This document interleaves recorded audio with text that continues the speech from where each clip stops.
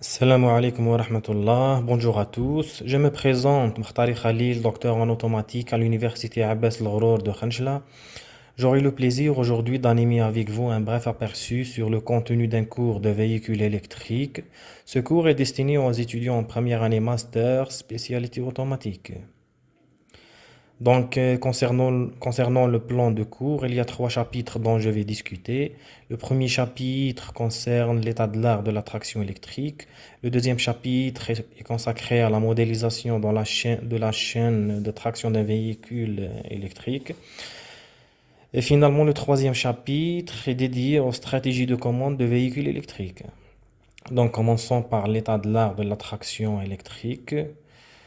Dans ce premier chapitre, nous allons décrire le monde des véhicules électriques et les véhicules hybrides, l'évolution technologique effectuée dans ce domaine, les différentes sources d'énergie, les différentes technologies de motorisation, les convertisseurs de puissance et les différentes architectures possibles seront ainsi exposés.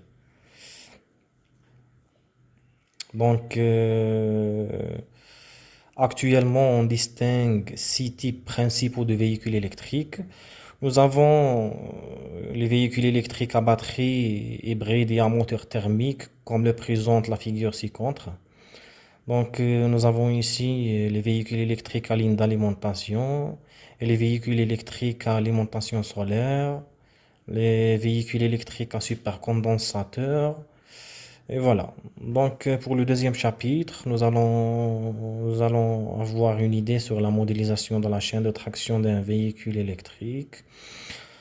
Donc, ce deuxième chapitre vise à formuler le modèle mathématique du véhicule électrique, à construire un algorithme régissant l'application des entrées du système électrique pour amener le système à un état souhaité tout en minimisant tout retard, dépassement ou erreur d'état stable et en garantissant un niveau de stabilité de contrôle. Donc, c'est quoi le modèle ou bien la modélisation? Un modèle est une représentation mathématique qui permet de décrire et de prédire le comportement d'un procédé réel. Lorsque ce dernier est soumis à des influences externes, l'élaboration d'un modèle ou bien la modélisation consiste à utiliser une loi physique, une règle de calcul empirique ou un système d'équations différentielles afin de construire un modèle relativement satisfaisant compte tenu des objectifs poursuivis et des moyens disponibles. Quel que soit le but de la modélisation, le modèle obtenu est souvent une représentation imparfaite du procédé réel. Et voilà, donc pour le troisième chapitre, nous allons voir les stratégies de commande des véhicules électriques. Donc dans ce chapitre, nous présenterons la stratégie de la commande vectorielle à flux orienté appelée Field Oriented Control, afin de l'appliquer à notre groupe motopropulseur. L'objectif principal de cette commande est d'offrir une excellente dynamique dans une large plage de vitesse. La stratégie de type contrôle vectoriel a l'avantage de permettre un découplage entre le flux et le couple assez simple.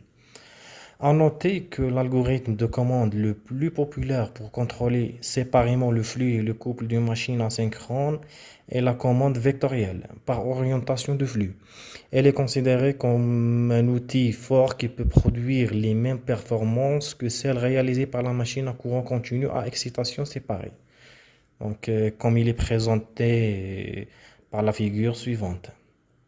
Donc, cette figure présente l'analogie entre la machine à courant continu et la machine asynchrone.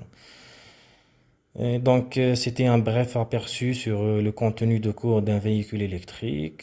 Donc, merci pour votre attention.